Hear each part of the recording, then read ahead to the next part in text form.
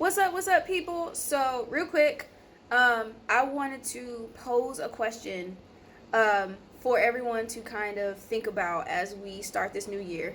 And that question is, what relationships in your life are distracting you? And the reason why I'm posing this question is because I've been working on my novel. I'm an aspiring novelist. I love sci-fi fantasy. So I've been working on this novel for the last, I think like 3 or 4 years. And, last night I finished another chapter and I was all excited because I was thinking to myself, like, wow, I've really been hitting the pavement lately. You know what I'm saying? Like, I've really been getting a lot of work done on my book. And it just seemed like, back to back weeks, I'm writing a chapter a week. I just started this blog, my I Am Philosophy blog, and it seems like I found this really great rhythm with writing new blog posts, doing the social media stuff, and then I've also finally found a good rhythm with the painting, and it just seems like, for the first time in forever, it seemed like I felt super balanced, with my workload. And I was thinking to myself, like, what happened? Because it seemed like before, several months ago, it seemed like I couldn't get any work done to save my life. It seemed like I couldn't stay focused on my book, which is my baby. Okay, let me tell you something. I don't need to do anything else but write a novel or write stories, and I would die happy. Okay, I don't need to paint, I don't need to sing, I don't need to rap, I don't need to do spoken word, I don't need to do nothing else. I would die happy if all I got to do was write stories. Okay. But it seemed like, before I was having such a hard time getting anything done. It seemed like I was drowning in a bunch of emotional pain. It seemed like I was emotionally unstable all the time. And it just seemed like I was all over the place and I couldn't seem to stick to a routine to save my life. So I started thinking about the timeline because I was like, what happened? Where did all this productivity come from? And I realized that I didn't start becoming this Lord Jesus, help my lips. I didn't start becoming this productive until I finally cut off one of my closest but also my most toxic friendship. And I started doing the timeline, and to make a long story short, I realized that before this individual came into my life, I was on it. Okay, I was focused. I was very clear on God. God was clearing up my sight, helping me see better in the spirit, and we were really connecting. I was going for walks on a regular basis, or I would just be relaxing outside because I'm skinty, okay, and I'm cold natured, so I like to just sit outside in the sun. Okay, I'll be baking outside in 95-degree weather, happy, okay. But it would be like, I had so much peace. I had a routine. I was going to the gym. I was eating the way that I want to. I can't say I was eating right because health nuts would be like, ma'am, or not. So I was eating the way that I wanted to. I was, gym regularly. I was getting my work done. And then this individual showed up and detonated massive amounts of distraction on every spectrum I got, financially, mentally, emotionally, spiritually, physically, everything. Like it seemed like as soon as this individual showed up in my life, my life went left real hard, real quick. And every time this individual was not around, suddenly I was back clear. Suddenly God was giving me instructions, and he was giving me revelation about myself and giving me revelation about whatever it is he wanted to talk about, because Buddy like to talk, okay? God, nobody likes to talk as much as God, okay? But it just seemed like I was really clear. Me and God were really clear. I was getting instructions. I would get back to my routine. I knew what I was doing. I was back at the gym. And then this individual would come back and my life would go left again. And I'm laughing about it now because it's funny now. But yesterday, I was perplexed, okay, on several levels, because when I did the timeline between when I finished my first draft to where I am on the second draft, and I realized that individual stole a year for me. Now, let me be real, okay? I'm not a victim type person, so I got to be real. I have to take responsibility for my part of that relationship, okay? I allowed that individual to come in. God could not, and when I tell you, God tried to tell me in every language I know that individual was killing me, okay? He did everything short of come off his throne and manifest in the natural, look me dead in my face and say, Sanice, that person is going to kill you. That person is killing you. So if we could exit this person stage left, that would be great. I mean, he did literally everything but come up off his throne and manifest in the natural, okay? And I didn't listen because, if I'm honest, I suffer from Captain Save-A-Ho syndrome. Okay, I'm recovering. I'm recovering. Okay, I feel like I've been doing really good lately. But in my mind, it was like I didn't want to, and not even Captain Savenho syndrome alone. It was I can't believe that this person is really harming me. You know what I'm saying? I always want to believe. I'm one of those people. I want to believe the best in people and know, people are great, and deep down, yeah, they do some stuff. I'm the type of person to see you acting a plumb fool and start asking questions about why you acting a plumb fool. Okay, I start trying to understand you and your trauma, and once I understand you and your trauma, it makes me want to stay and hang in there with you and just wait out the storm of whatever. But what happens when the person is the storm? What happens when what the person is going through isn't a storm, but the person themselves is the storm, and that person is your storm? Okay, and it took me a long time to realize that individual was my storm. Like, the individual was the storm at all times, consuming everything about me, I mean, just to, because I'm trying to keep some of these details on the low, but just this person was my storm. And because I wouldn't listen to what God was saying, because I wouldn't take the clear fruit of the relationship, which was a bunch of chaos and confusion and me being completely off my game, seriously, this person ended up robbing me blind. I mean, I was pissed. I was DEFCON 1 type pissed yesterday, okay, to realize that I allowed that individual to steal from me because I was too busy trying to be Captain Save-A-Ho, and or I wouldn't listen to God when he was trying to tell me about this person. And so as I reviewed 2020, one of the most tragic revelations for me to realize in 2020 was how much time I gave away waiting on other people to change. How much time I spent sitting on the sidelines of my own life, waiting on other people to change because I'm out here trying to be Captain Save-A-Ho, because I'm thinking, okay, just one more conversation, one more come to Jesus moment. Okay, this person is just in pain. This person is just bleeding. If I just hang in there a little bit longer. And while, yes, everybody is bleeding. Hell, I got issues. Okay, I'm bleeding now. I just don't broadcast it all the time. But I'm bleeding now. But there's a difference between a moment, a season, and then there's just who you are, who that person is that's hurting you, all the time. And so I wanted to, pose this question to hopefully save some other people who are like me. And I'm not talking about, look, let me tell you something. I am not talking to the new year, new me people. Okay, this ain't for you. This ain't for you, okay? I'm talking to the ones who have a big heart, okay? I'm talking to the ones who give and give and give. I'm talking about the ones who are very merciful or graceful or, have a large capacity for forgiveness. You are a doormat. Takes one to know one. Okay? And you're a doormat, and yes, God gave you a gift of grace or a gift of mercy or a gift of forgiveness. Maybe he gave you a great capacity to empathize with someone else's pain, but there's a grave difference between empathizing with someone else's pain and recognizing when that person is just going to be in pain. As in, they're just determined to stay in pain. There are some people who just want to be in pain. There are some people who just want to be the victim. They are not interested. They talk a good game. They talk a real good game, okay? But they're not interested in changing. They're not interested in healing. They want to be the victim, and those are the people that you need to walk away from. Now, how do you figure out when it's time to let a person go? As you're listening to me, at least one person has come to mind. As you're listening to me, at least one person has come to mind. And as soon as God said, this is the person she talked about in your life, and your next thought was, well, I can't leave because I made promises.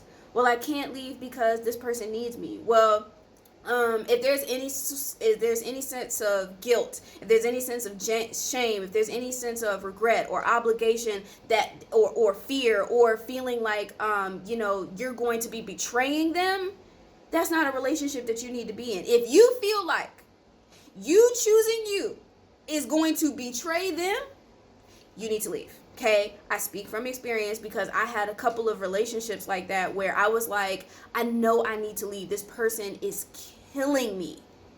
I mean, my every thought is dedicated to the well-being of this person. This person is killing me, but because I felt like by me leaving, I would be rejecting and abandoning them, I didn't want to do that, because I've got rejection and abandonment issues. So I know what it feels like to be rejected and abandoned. So I have dedicated myself to not rejecting and abandoning anybody. There's a difference between rejecting and abandoning someone and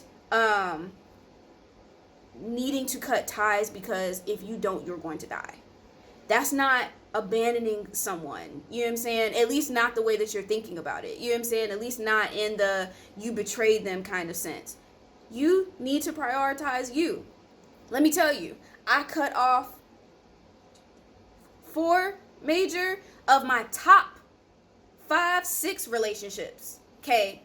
I cut them off because they were killing me, and I made a clean break. I don't feel bad about having to cut them off because I know I gave everything that I had to give to those people, and it still wasn't enough. And you know, you done gave everything that you had to give, and it still isn't enough. You know you've waited. You know you've had enough conversations. You know you've prayed and prayed and prayed, because I'm one of them people. I'll be the first person. Okay, as soon as I realize you got issues, okay, God, what's up with this person's issues? And God will give me the rundown. Oh, this person has been through this, and this person got this going on, and blah, blah, blah, blah. And I'll be like, oh, okay, so, you know, you're human. Okay, well, that's fine. I'll deal with the human you. Yeah, but that's cool. But just because you understand their humanity does not mean it's your job to be abused. There's a difference between giving grace and being abused. There's a difference between having a great capacity for forgiveness and being abused. And a lot of times, because we like to throw the betrayal and the ride or die and all that other shit around, you know, a lot of times the lines get blurred between trying to be loyal and being abused. Some of y'all spelling loyalty and abuse the same way. Again, takes one to know one. So, you know, no judgment. I'm saying this because I've been there, and I feel like this is one of those things that, you know, a lot of times people don't know how to identify toxic relationships. And I'm telling you, if you are listening to me and relationships or names are coming to mind, and your next couple of thoughts are fear-based, feeling like you're going to betray them, feeling any kind of guilt or shame or how could I, or this person is going to fall apart if you walk away, you're not Jesus. If you walk away from a relationship and that person falls apart, that's that person's problem. That's not your problem. You need to let go of that, because I had an individual like that in my life where I felt like if I walked away, I felt like I had to wait until that person walked away from me. I felt like I need to wait until this person feels good enough to walk away from me. And that person was killing me. I mean, sucked me dry. I mean, God straight up called that individual a leech, because like I said, you know, there's some people who don't want to heal. There's some people who want to be bitter. There's some people who want to be angry. There's some people who want to be the victim. You know what I'm saying? And you know who they are. And if you don't, ask God.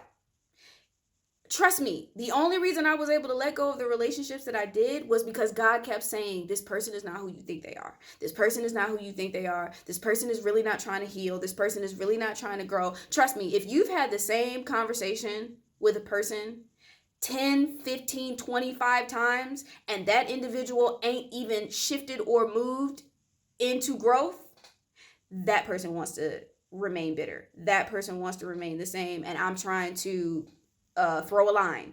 Let it go. Okay, let it go. If you feel uncomfortable, ask God to provide you a door. Trust me, I didn't let any relationship go until God gave me a clean break. There is a such thing as a clean break, and there are moments and there are things and a process of letting a person go. And most of the people, it took a process. It wasn't just ding. I woke up one day and I was like, you know what? I think it's time for you to go. Like, nah. There were a lot of strings that needed to get cut. There was a lot of come to Jesus moments that needed to happen. There was a lot of revelations that needed to happen. Like, it was a process. Like, and a lot of times it would take months, and some of these relationships took a couple of years before I finally had the strength and the courage to walk away. If you feel like you don't have the strength and the courage to walk away, again, talk to God about it. Tell him the truth. This is how I feel. This person getting on my nerves. Okay, this person is 2.5 seconds from the most beautifully composed cuss out that my little heart can conjure. And let me tell you, I can string these cuss words together when I really feel like it. You know what I'm saying? Be honest, be real about how you really feel, because some of what's keeping you trapped in that relationship is your denial. That was my primary problem, is I absolutely refuse to tell the truth about how some of these people were making me feel. I'm telling you. I mean, God straight up told me in my face and was like, you hate this individual. You hate this individual. And I was like, no, they're just in pain. They just, their mom or their dad or their such and such or their blah, blah, blah, or whatever. You know, it's a moment. It's a phase. I don't hate them. I don't hate them. I was lying like hell. Soon as I let that person go, any of the people go, I was like, God, I hated the out of that person, okay? So, you know, some of the reason why you won't let that individual go is because you lying to yourself. Takes one to know one, okay? Queen B when it came to self-denial about how I really felt about these individuals. And God, let me tell y'all something. God is the king of instigation, okay? God is the king of let me press the big red button that clearly says do not push until you explode. And when I tell you, God would just be like, when I tell you straight Uno attack my emotions, okay? I'm gonna just keep hitting the button, because eventually you're gonna tell the truth. Eventually this person gonna do one more thing and one more thing and one more thing and one more thing. And the way I would lose it to God, because I could never say it to the person, not because I was a coward, because I felt like I wasn't supposed to. I felt like I couldn't be real with the person. I felt like it's my assignment and I'm supposed to, be holier than thou. And I can't tell, I can't express how I really feel to the person. So I go to God and be like, bleep, bleep, bleep, bleep, bleep, bleep, bleep. Like, I'm telling you. But it would get to a point where at the end of all of that, God would be like, because you don't want this person in your life. No, they just get on my nerves. And God would be like,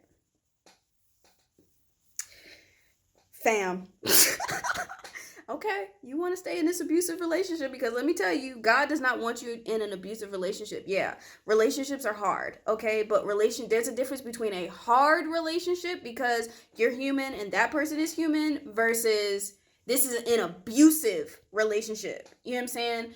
God does not want you to be in an abusive relationship, okay? If every other day that person, or every other encounter, that person is tearing you down or making you feel worse about yourself, or excuse me, sorry, or taking from you, and you feel like, my God, I'm running out of a pour. I don't have anything else to pour into that person, or in general. You know what I'm saying? If you're tired, physically tired, which I feel like I'm getting that from God. If you've been physically tired and you can't figure out why, I'm telling you, it's because you are emotionally drained. People don't always realize how much your emotional self or how much your spiritual self will manifest in the natural.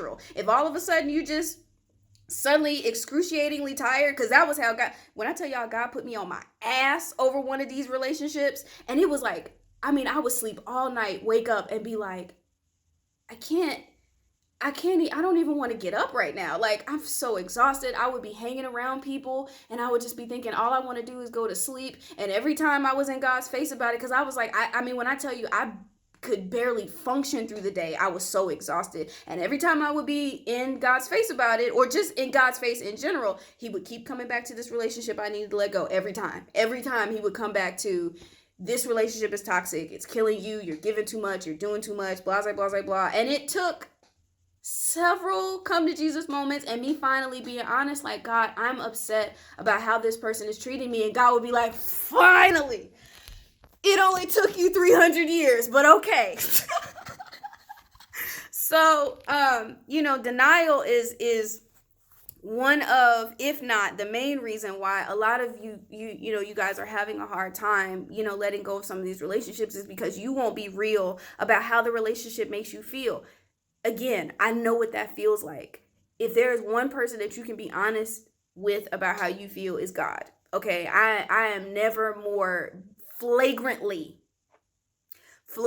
transparent than when I'm talking to God. And there's some things that have come out of my mouth that I was like, oh, God, I can't believe I just said that. And God be like, you're the only one out of the two of us that's shocked about what just came out of your mouth. Okay, I've been noticed. Some of y'all that's trying to be all holier than thou, trust me, God can hear your heart. Your heart has screamed at the top of its lungs how you really feel. Just because you keep it out your mouth don't mean it ain't in your heart. And it's the heart stuff that God be trying to get to. It's the heart stuff that God's like, you need to be honest about how you really feel about this individual or these individuals or this assignment or this place in your life. I don't know why I'm going left right now, but okay. You know what I'm saying? Like, be honest, be real. You know what I'm saying? Stop lying to yourself because you ain't fooling God. He waiting on you at the door. He is. Buddy is waiting on you at the door. Like, I already know how you feel. Okay, I already know what you want. I already know what you don't want. I already know how you feel about these people. You're the only one who is acting brand new right now. I've been known. Okay, so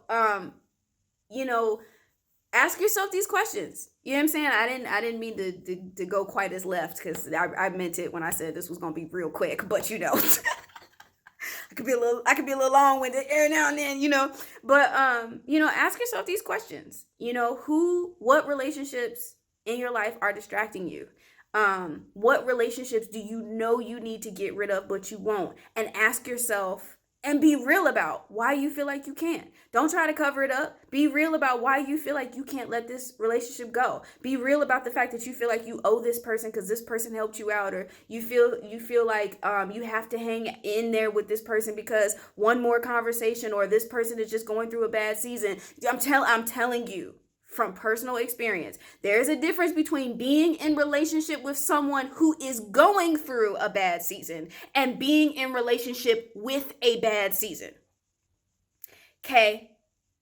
I'm telling you there's a difference.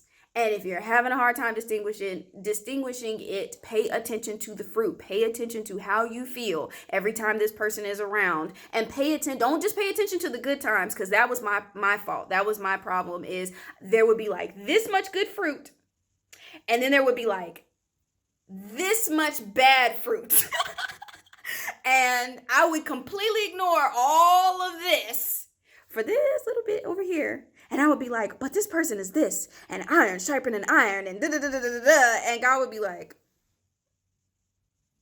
so you're going to ignore the rest of it? So you're just going to smooth back like the rest of it isn't there? Pay attention to the fruit. You know what I'm saying? It's there. It's there. The answer to, do you need to let this person go, is there. And there are names have come to mind. And I'm telling you, if you go straight to fear, regret, feeling like you're rejecting or abandoning them, feeling any kind of betrayal towards them or whatever, and that's why you're not staying, you need to let them relationships go, because no relationship should be holding you hostage like that with fear. Okay?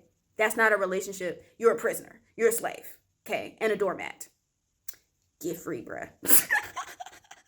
Get free, bruh. You don't have to be a doormat. You don't have to be a doormat. What you are calling grace is abuse. What you are calling forgiveness is abuse. What you are calling mercy is abuse. Or not those things are the abuse. They are your excuse to continue to be abused. Takes one to know one. So this concludes my rant, because I'm going to keep going, and I know it, because I'm thinking of like 100 other things that I probably could say, but and maybe I'll get to them another day. But this is going to conclude my rant. Ask yourself, who are the distracting relationships in your life, and then start the process of letting them go. Do not feel bad if you don't have the strength or the courage to let them go right now. That ain't that's not the purpose of this conversation. The purpose of this conversation is not, well, you need to hurry up and let them go. The purpose of this conversation is identifying who needs to be let go, so you can start that process, because it takes a long time to disconnect from those relationships. It really does. Like I said, it took months for some people, years for almost all of them, decades for a couple of them. Okay, so that's all I got. Sorry this ran a lot longer than I intended to, but I hope you guys enjoy the rest of your day.